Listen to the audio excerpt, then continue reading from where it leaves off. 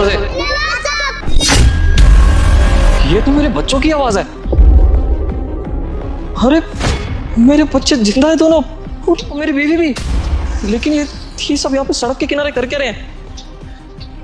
पता लगाना पड़ेगा कि ये हालत कैसे हुई।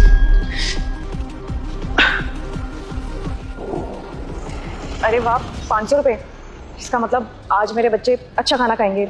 सुनो, आप यहाँ पे क्यों बैठी हैं सड़क के किनारे? आपका कोई घर बार नहीं है क्या? साहब, अगर हमारा अपना घर होता तो हम यहाँ पे थोड़ी होते। देखिए, आपने मंगलसूत्र भी पहन रखा है और आपके 2 बच्चे भी हैं। इसका मतलब आप शादीशुदा है। आप अपने घर पे क्यों नहीं रह रही? आपके पति आपको इस हालत में क्यों छोड़ के चले गए? साहब, मेरा घर था, परिवार था, सब कुछ था मेरे पास, लेकिन एक पल में सब छिन गया। मतलब मैं कुछ समझा नहीं। मतलब ये साहब कि मुझे और मेरे बच्चों को मेरे पति के घर से भगाल दिया, वो भी धक्के दे करके। तब से हम इधर उधर ही भटक रहे हैं। जहाँ जगह मिलती है वहाँ पे सो जाते हैं, जहाँ पे खाना मिलता है पे बैठ के खाना खा लेते हैं। लेकिन साहब, मैं फिर भी ना एक पल भूख बर्दाश्त कर सकती हूँ, लेकिन मेरे बच्चे भूख बर्दाश्त नहीं कर पाते।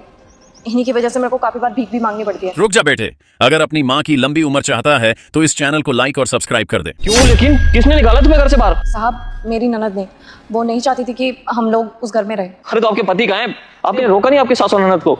साहब, मेरे पति को तो अभी ये भी नहीं पता होगा कि उसकी पत्नी और उसके बच्चे जिंदा है और किस हालत में जी रहे हैं। है ना साहब, मेरे पति ज़्यादातर काम के सिलसिले में बाहर ही रहते थे, तो उस टाइम भी वो काम के सिलसिले में बाहर ही गए हुए थे। तभी मेरी ननद ने साजिश करी और हमें घर से बाहर दिया। साहब, मेरे पति का ना ट्रांसफ़र बाहर हो गया था। उन्होंने मुझे बोला था कि वो जल्दी ही यहाँ पे ट्रांसफ़र ले लेंगे, लेकिन जैसे ही वो ट्रांसफ़र ले पाए उससे पहले ही हमारी ननद ने हमारे साथ बदसलूकी चालू कर दी। कभी वो मेरे को कुछ उल्टा सीधा बोलती, कभी मेरे बच्चों को उल्टा सीधा बोलती। कितनी बार तो ऐसा हुआ कि उसने सिर्फ और सिर्फ अपने लिए और मम्मी के लिए खाना बनाया और अपने बच्चों के लिए खाना बनाया। वो चाहती कि मेरे बच्चे और मैं उस घर में रहे। और एक दिन तो साहब उन्होंने हद ही कर दी, हमें धक्के देकर के घर से बाहर निकाल दिया। कहने लगी कि मैं और मेरे बच्चे ना इस धरती पे बोझ हैं, हमारे लिए इस घर में कोई जगह नहीं है। और तो और साहब, हमें कपड़े भी नहीं लेने दिए, मेरा फ़ोन तक नहीं लेने दिया उन्होंने, सब कुछ अपने पास दिया। उन्होंने कहा तेरे को जैसे जीना वैसे जी, पर यहाँ पे मुड़ करके कभी वापस मत आइए। अरे कोई तो वजह रही होगी उनकी, तो उन्होंने आपके साथ ये सब कर दिया। बाकी है तो उन लोगों के पोते ही ना ये, इन लोगों के साथ ऐसा कैसे कर सकती है वो? वजह थी ना साहब, सबसे बड़ी वजह थी प्रॉपर्टी।